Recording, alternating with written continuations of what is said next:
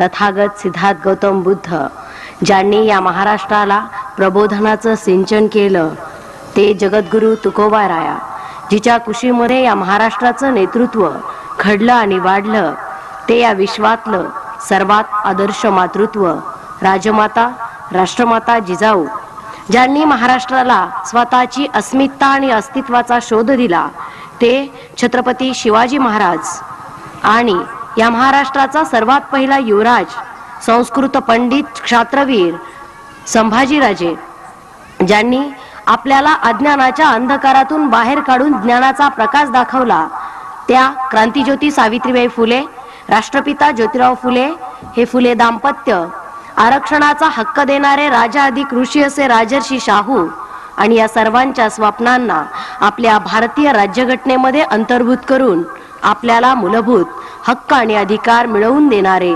बुद्धिसम्राट doctor Babasaheb Ambedkar, तसेच ज्या ज्या महामानवांनी आणि ज्या ज्या महान स्त्रियांनी बहुजनांचं राज्य यावं, बहुजनांचा विकास व्हावा आणि बहुजनांचं शासन प्रस्थापित व्हावं म्हणून त्याग दिला, योगदान दिलं, त्या सर्व महामानवांना आणि महान स्त्रियांना मी प्रथम अभिवादन करते.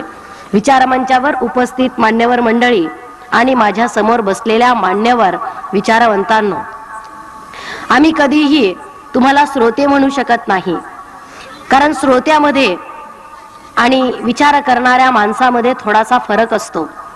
बघा, राजहंस असतो, राजहंसाला जर आपण दूध आणि पाणी एकत्र करून दिलं तर तो दूध पिऊन घेतो आणि पाणी तसंच ठेवतो. ही ऐकणाऱ्या लोकांची भूमिका असली पाहिजे. आपण मनोरंजन करत नाही. आतापर्यंतच्या जयंतीचे उत्सव मनोरंजन करणारे होते, विकृतीकडे नेणारे होते, पण एक नवीन परंपरा या पुरोगामी महाराष्ट्राला आहे आणि ती पार पाडण्याचं काम आपण सगळेजण करत आहोत. म्हणून आम्ही सातत्याने एक भूमिका मांडत असतो की आम्ही समाजसेवा करत नाही. आम्हाला कुणी समाजसेवक असं संबोधू नये. आम्ही समाज प्रबोधन करतो. समाज सेवेमध्ये आणि समाज प्रबोधनामध्ये मूलभूत असा फरक असतो. भिकाऱ्याला भीक देणं ही समाजसेवा असते, तर भिकाऱ्याला भीक मागायची वेळच येऊ नये अशी व्यवस्था निर्माण करणं हे समाज प्रबोधनाचं काम असतं. म्हणजेच काय, शेतकऱ्यांवर खूप कर्ज झालं आणि नंतर कर्जमाफी द्यायची, ही सेवा झाली. यानं 2-4 शेतकऱ्यांचे प्राण वाचले असतील, यानं 2-4 शेतकऱ्यांचा प्रश्न सुटलेला असेल, पण शेतकऱ्याला कर्ज घेण्याची वेळच येऊ नये अशा प्रकारची कृषी व्यवस्था निर्माण करणं हे समाज प्रबोधनाचं काम आहे. त्यानं सगळ्या शेतकऱ्यांचं तर भलं होतच होतं, पण येणाऱ्या पिढ्यांचं सुद्धा भलं होतं. म्हणून आम्ही समाजसेवा करत नाही, आम्ही समाज प्रबोधन करत आहोत. ही भूमिका लक्षात घ्या. दुसरी गोष्ट आणि दुसरी भूमिका आमची अशी आहे, या विचार मंचावरून आम्ही जे काही सांगतो ते तुम्ही तंतोतंत खरं आहे असं माना, असा आमचा आग्रह नाही. ते तुम्ही सगळं मनात ठेवा आणि आम्हाला चांगलंच म्हणा, असाही आमचा आग्रह नाही. जे आम्ही सांगतो, जे आम्ही मांडतो ते पुराव्यानिशी मांडतो, ते सत्याच्या आधारावर मांडतो, ते इतिहासाच्या पुराव्यावरून मांडत असतो. तर त्याच्यावर फक्त तुम्ही विचार करावा आणि या विचारांती जे तुम्हाला योग्य वाटेल तो तुम्ही निर्णय घ्यावा, असा आमचा तुम्हाला सल्ला आहे. आणि तिसरी आणि महत्वाची गोष्ट मी स्पष्ट करेल की लोक आम्हाला असं म्हणतात की तुम्ही ब्राह्मणांना शिव्या देता. मी असं सांगेल की भारताचा इतिहास हा शोषण व्यवस्थेचा इतिहास आहे आणि या शोषण व्यवस्थेमध्ये शोषक वर्ग हा ब्राह्मण आहे, त्याला आम्ही जबाबदार नाही. आणि ब्राह्मणाला ब्राह्मण नाही म्हणायचं तर काय म्हणायचं, हा माझा तुम्हाला प्रश्न आहे.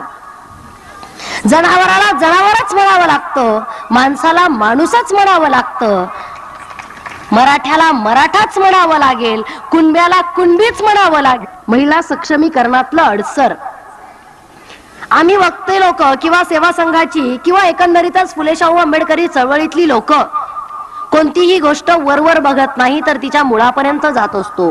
म्हणून मला सुद्धा स्त्रियांच्या आणि स्त्रियांच्या प्रश्नांच्या मुळापर्यंत जायला आवडेल. ही स्त्री एक 50 वर्षापूर्वी, एक 100 वर्षापूर्वी किंवा मानवाच्या उत्क्रांतीच्या अवस्थेमध्ये नेमका कशी होती याच्याकडे मला थोडंसं जावंसं वाटेल. ज्यावेळेस मानवाचा विकास होत होता, डार्विनचा सिद्धांत आम्हाला सांगतो की वाकडापासून माणूस झाला आणि माणूस जंगलामध्ये राहत होता. ज्यावेळेस हा माणूस भटकंती करत होता ज्यावेळेस हा माणूस सुद्धा एक वनवासी होता, एक जंगल रहिवासी होता, त्यावेळेस आमच्या स्त्रियांची भूमिका काय असावी समाजामध्ये? त्यावेळेच्या स्त्रियांनी, तुमच्या माहितीसाठी सांगते मी, पुरुष हा मुळात भटका प्राणी आहे, स्त्री ही भटकी नाही. ती एका जागेवर स्थिर राहणारी, विचार करणारी, एका जागेवर राहून त्या जागेला स्वतःच्या राहण्या योग्य बनवणारी प्राणी आहे. मुळात निसर्गाशी समालोचन करण्याची, साधर्म्य साधून घेण्याची एक कुवत स्त्रियांमध्ये जन्मजात आहे. स्त्रीला एका निर्मितीक्षम बनवलेला आहे. ती आपल्यासारख्या जीवाला जन्म देते आणि या गोष्टीमुळे स्त्रियांना एका जागेवर राहावं लागत होतं आणि या त्यांच्या एका जागेवरच्या वास्तव्यामुळं अनेक शोधांना जन्म दिला. या जगामध्ये शेतीचा शोध स्त्रीनं लावला, या जगामध्ये वैद्यकशास्त्राचा शोध स्त्रीनं लावला, या जगामध्ये चित्रकलेचा शोध स्त्रीनं लावला, या जगामध्ये शब्दांचा शोध स्त्रीनं लावला, कवितेचा शोध स्त्रीनं लावला, या जगामध्ये संगीताचा शोध स्त्रीनं लावला. एवढ्या सगळ्या शोधाची जननी असलेली आमची स्त्री. मी आदिम काळाकडे याच्यासाठीच गेले की आम्हाला आमची ओळख नाही. आमच्या बहुजन समाजाचा जर प्रश्न कोणता असेल तर आम्हाला आमची ओळख नाही आणि त्यातली त्यात स्त्रियांना स्वतःची ओळख अजिबात राहिलेली नाहीये. अजिबात आमचं अस्तित्व आणि अस्मितेचा शोध घेण्याचा प्रश्न आमच्या स्त्रिया करत नाहीत. त्या तरी काय करतील?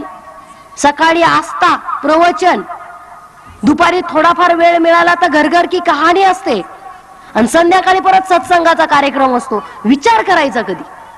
विचार करायचा कधी? या गोष्टीला आमच्याकडे वेळच शिल्लक राहिलेला नाहीये.